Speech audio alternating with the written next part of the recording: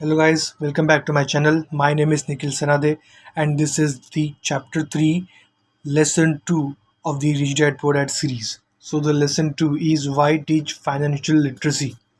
Okay, let's continue. In 1990, my best friend Mike took over his father's empire and is in fact doing a better job than his dad did. We see each other Okay, we'll repeat it. We see each other once or twice a year on the golf course. He and his wife are wealthier than you could imagine. His rich dad's empire is in great hand, and Mike is now grooming his son to take his place, and his dad had groomed us. In 1994, I retired at the age of 47, and my wife, Kim, was 37. Retirement does not mean not working. To my wife and me, it means that barring unforeseen cataclysmic changes, we can work or not work. See, barring or unforeseen cataclysmic changes simply means like expect for or not expected. The catalytic smake means earth changing or earth shattering, except for unexpected earth shattering changes. See, we can work or not work, and our wealth grows automatically, staying way ahead of inflation. I guess it means freedom. The assets are large enough to grow by themselves. It's like planting a tree. You water it for years and then one day it doesn't need you anymore. Its roots have gone down deep enough. Then the tree provides shades for your enjoyment. Mike choose to run the empire and choose to retire. Whenever I speak to groups of people, they often ask what I would recommend or what could they do. How do they get started? Is there a good book I would recommend? What should they do to prepare their children? What is the secret to success?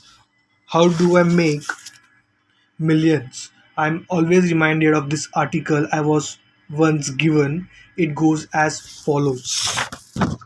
The richest businessman in 1923. A group of our greatest teachers and richest businessmen held a meeting at the Ed- Edgewater Beach Hotel in Chicago. Among them were Charles Schwab, head of the largest independent steel company, Samuel Insull, president of the world's largest utility, Howard Hobson, head of the largest gas company, Ivar Kruger, president of the International Match Corporate Limited, one of the world's largest companies at that time. Leon Fraser, president of the Bank of International Settlements. Richard Whitney, president of the New York Stock Exchange. Arthur Cotton and Jesse Livermore, two of the biggest stock speculators, and Albert Fall, a member of the President Harding cabinet. 25 years later, nine of them, those listed above, ended as follows. Schwab died penniless after living for 5 years on borrowed money. Insull died broke living in a foreign land. Kruger and Cotton also died broke.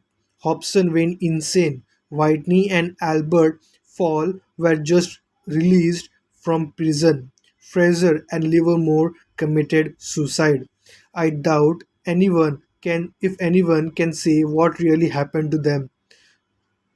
If you look at the date 1923, it was just before the 1929 market crash and the Great Depression, which I suspect had a great impact on these men and their lives.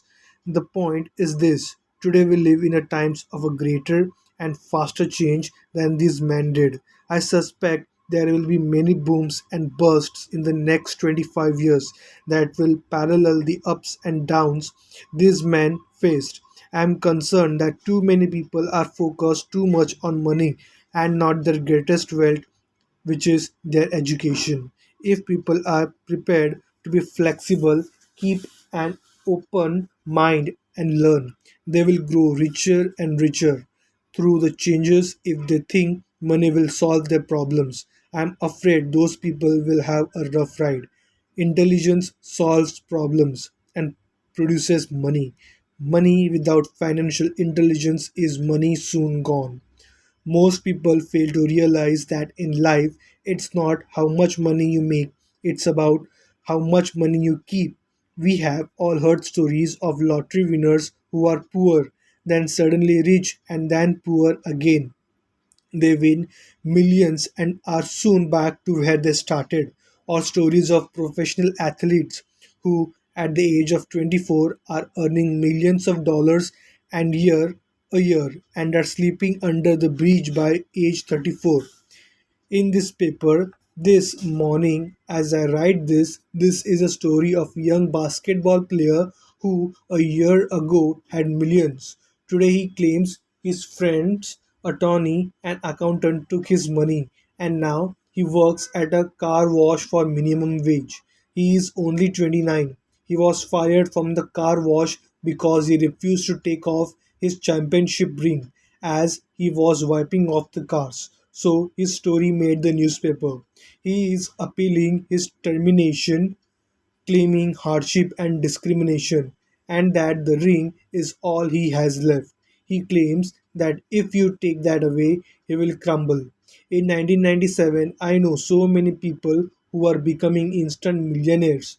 It's the roaring 20s one more time. And while I was glad people have been getting richer and richer, I only caution that in the long run, it's not how much you make, it's how much you keep and how many generations you keep it. So, when people ask, where do I get started, or tell me how to get rich quick, they often are greatly disappointed with my answer. I simply say to them that my rich dad said back to me when I was a little kid, if you want to be rich, you need to be financially literate. That idea was drummed into my head every time we were together. As I said, my educated dad stressed the importance of reading books, while my rich dad stress the need to master the financial literacy. If you are going to build the Empire State Building, the first thing you need to do is dig a deep hole and pour a strong foundation. If you are going to build a home in the suburbs, all you need to do is pour a 6-inch slab of concrete. Most people in the drive to get rich are trying to build an Empire State Building on a 6-inch slab. Our schools system, having been created in the agrarian age, still believes in homes with no foundation. Dirt floors are still the rage. So kids graduate from the schools with virtually no financial foundation, one day sleepless and deep in debt in suburbia, living the American dream. They decide that the answer to their financial problems is to find a way to get rich quick. Construction on the skyscraper begins. It goes up quickly, and soon, instead of the Empire State Building, we have the Leaning Tower of Suburbia. The sleepless nights return. As for Mike and me, in our adult years, both of our choices were possible because we were taught to pour a strong financial foundation when we were just kids. Now, accounting is possibly the most boring subject in the world. It could be the most confusing, but if you want to be rich long term, it could be the most important subject. The question is, how do you take a boring and confusing subject to teach it to kids? The answering make it simple. Teach it first in pictures. My rich dad poured a strong financial foundation for Mike and me. Since we were just kids, he created a simple way to teach us. For years, he only dropped pictures and used words. Mike and I understood the simple drawings, the jargon. The jargon means special words or expressions used by a professional or group that are difficult for others to understand. The movement of money, and then in later years, Rich Dad began adding numbers. Today, Mike has gone on to the top, much more complex and sophisticated accounting analysis because he has had to. He had a $1 billion empire to run. I am not as sophisticated because my empire is smaller, yet we come from the same simple foundation. In the following pages, I offer you the same simple line drawings Mike's dad created for us. though simple, those drawings helped guide to little boys in building great sums of wealth on a solid and deep foundation. Okay, I will end this chapter 3 of this Rich Dad Poor Dad series. I will see you guys in the next video. Thank you for watching.